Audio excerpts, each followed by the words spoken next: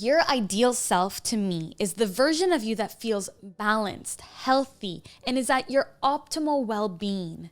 It's the version of you that feels awake, alive, inspired, and vital.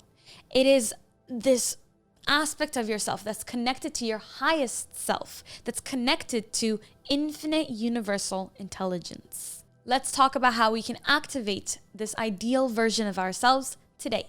Hello, my loves. Welcome back to my channel. If you're new, I'm Lior Alexandra. Welcome to the B community. On this channel, we talk about the fact that aliens are real, despite what anybody else tells you. Law of attraction, spirituality, self-development, and so much more. And today, I want to talk about how to become our ideal self, our ideal version.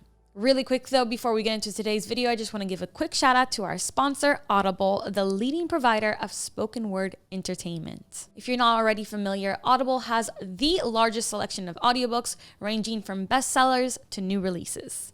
I personally adore Audible. I use it all the time. You guys already know, even if I wasn't working with them, which I'm so happy that I get to do, I am an Audible subscriber for many years and I use it all the time when I go on my long walks, when I clean the house, when I commute, when I travel. I always drive to Sedona. I have my home in Sedona. I drive over there and I listen to like a full audiobook on the way there because it's just my favorite way in this fast-paced life and when we don't really have that much time to sit down and read a book, to consume the books that I've been wanting to read. So as an Audible member, we get 1 credit that's good for any title in the entire premium selection. So that means any bestseller, any new release, any self-development, any spirituality book. And those titles are yours to keep forever in your Audible library, even if you don't continue your membership, which is incredible. So recently I listened to a book that my therapist recommended to me because I am working on my issues with my avoidant attachment style in relationship. It's called The Power of Attachment: How to Create Deep and Lasting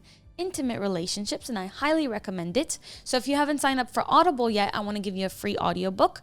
I'd love to hook you up with that on Audible. Just text Lior to 500-500 or go to audible.com/Lior. I'll have the link down in the description for you. Thank you, Audible, for sponsoring this video. So as I was saying, our ideal self. What is our ideal self? Why do we want to become our ideal self? What I see all the time anyways is that a lot of people want the ideal partner or the ideal relationship or the ideal life or the ideal career. And so they try to manifest all these different things externally, and they kind of forget that where it all starts is internally with ourselves. And once we become our ideal self, that's when our ideal life has no choice but to align with us. So if you're manifesting a relationship, if you're manifesting a new job, a new, a move or a different lifestyle, whatever it is that you're working on attaining in your life, it all starts from within. So your ideal self to me is that version of you that is feeling the best, feeling balanced, feeling healthy, optimal well-being. It's the version of us that is awake, that's alive, that's really checked in, present, and vital.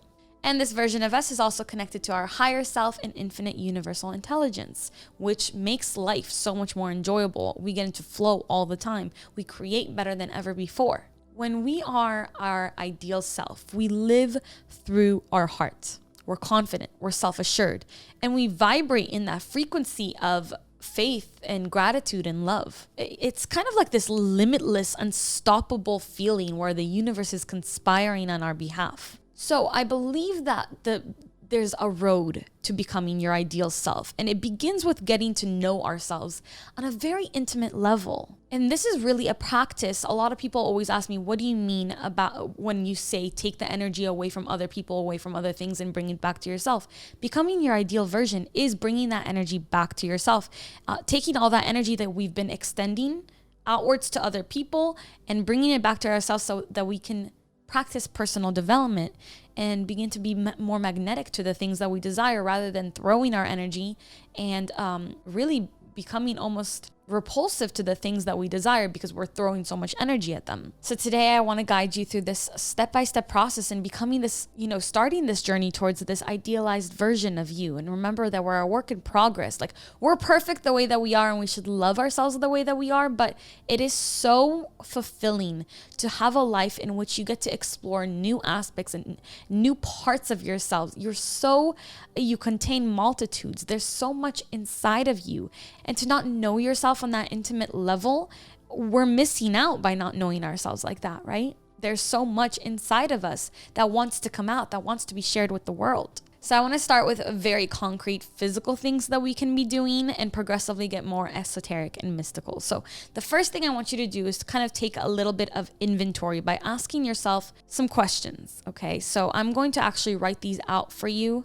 Maybe I'll put a Google Doc in the description, or maybe I'll just put it in the description. We'll see. But I want you to ask yourself, what sort of consistent practices do you have in place to become and maintain your ideal self? So what do you do on a daily basis that encompasses your mental, physical, spiritual, social, and emotional health? We have to tend to all of these areas to be holistically healthy, complete individuals. And I'm saying tend because we're not always going to have these things 100% fulfilled. It'll be this balancing act, and that's fine. That's, how we get to know what's most important to us. So for me, these practices include self-development through reading, watching videos, listening to podcasts, taking workshops to better myself, and doing a lot of self-analysis. For me, this also includes meditation, consistent movement, because I found that that's what makes me feel the best. I do think that across the board, these things are pretty standard for maintaining our ideal self, but what might fulfill me might be different than what fulfills you. So that's something that you want to really explore. So a very individual thing maybe for me is that a consistent practice for me to be my ideal self is to get plenty of sleep, right? I am my best self when I am well rested. That's something that is a priority to me, which leads me to the next self-analysis question, which is, what are your priorities and what are your core values? So this is something really important to ask yourself. What are your priorities in order from most to least important? So like I was saying, I found out that sleep is actually super high on my list of priorities. And so I also discovered that for me, working and creating is super high on that list. And so I put it over going out and socializing all the time. So for you, your priorities might be different, and that's beautiful. That's perfect. We're individual and unique that way, but knowing what your priorities are is going to make you a better version of yourself, a person who knows themselves better. Then I want you to start to think about values. What do you value in other people, and what do you value in yourself? Is it honesty or generosity or a love of nature or, being spiritual or being religious? Is it kindness? Is it that relationship with God or a good relationship with your family? What are your values? What do you value in life? And what's most important to you? So knowing your order of priorities and values allows you to take better care of yourself. So you're not trying to fulfill everything all at once, but you're really focusing on those top priorities and saying, well, to be my ideal self, to feel my best, and to be the best version of myself in this world, I have to get these things taken care of first. The next self-analysis question to become your ideal version, your ideal self, is to kind of figure out, what are your goals?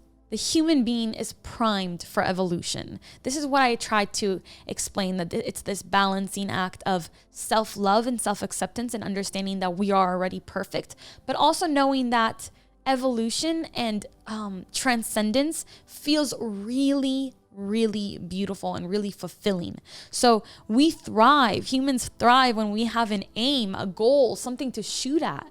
It doesn't have to be a big goal, or it can be a huge, whatever it is, it gives you momentum.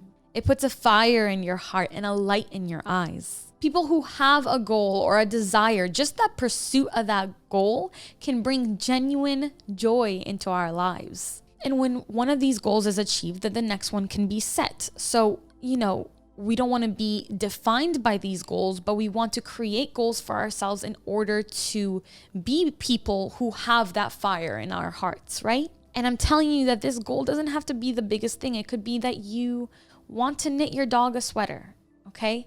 Or it could be that you want to buy a house. Whatever it is, which is a big goal, of course. Whatever it is, having a goal gives you passion. And that's really, really powerful in becoming your ideal version.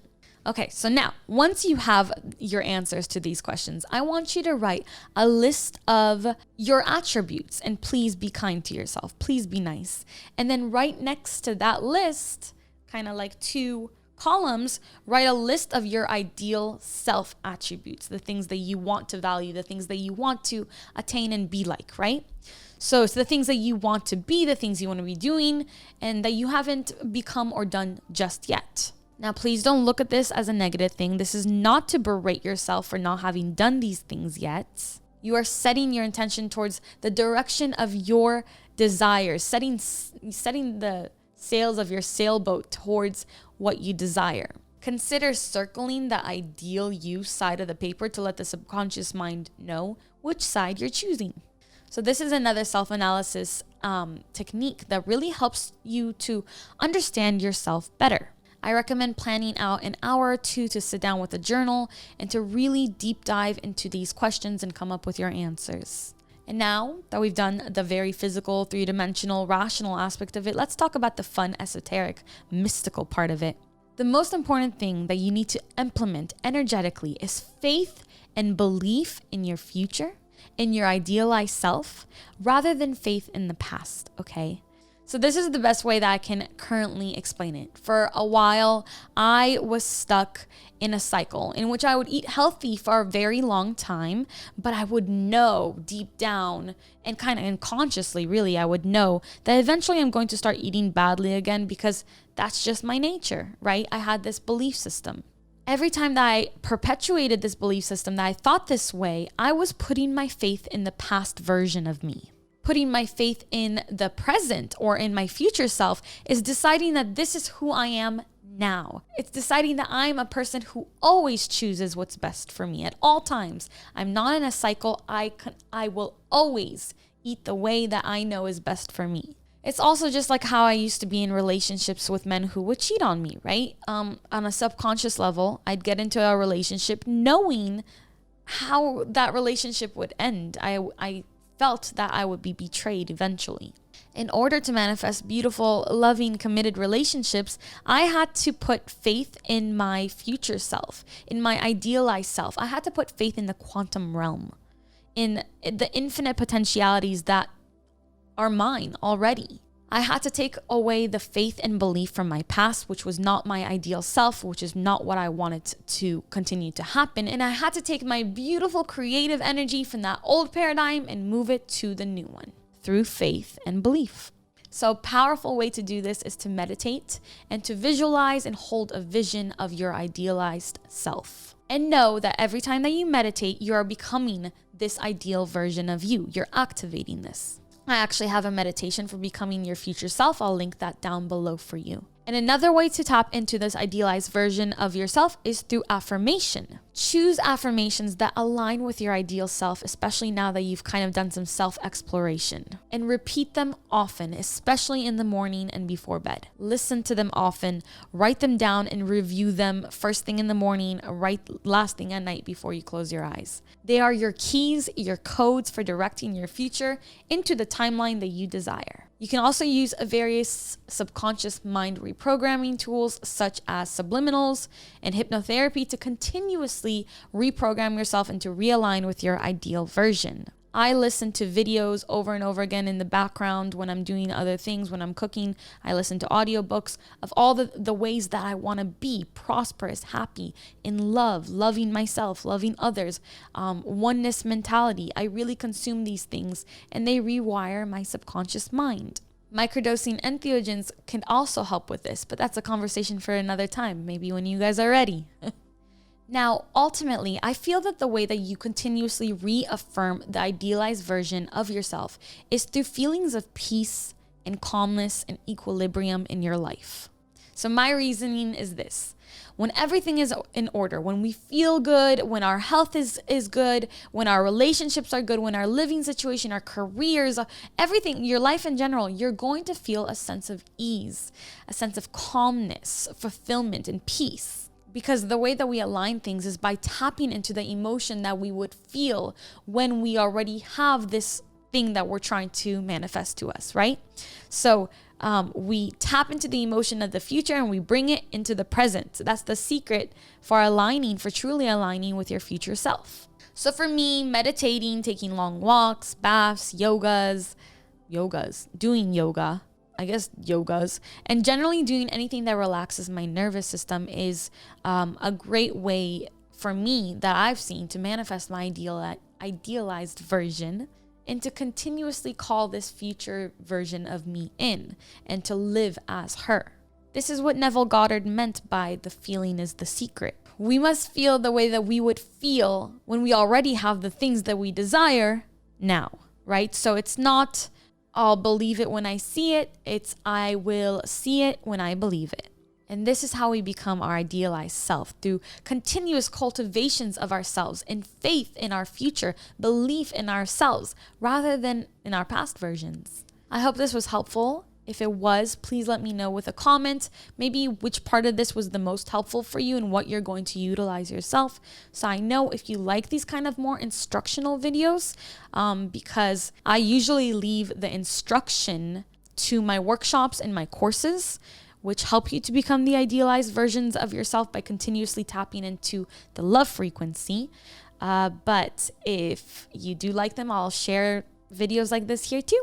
And let me know if you have any questions, if I could clarify anything. If this was a little too wordy, I'd love to explain more in the comments. I read all your comments and I really appreciate them.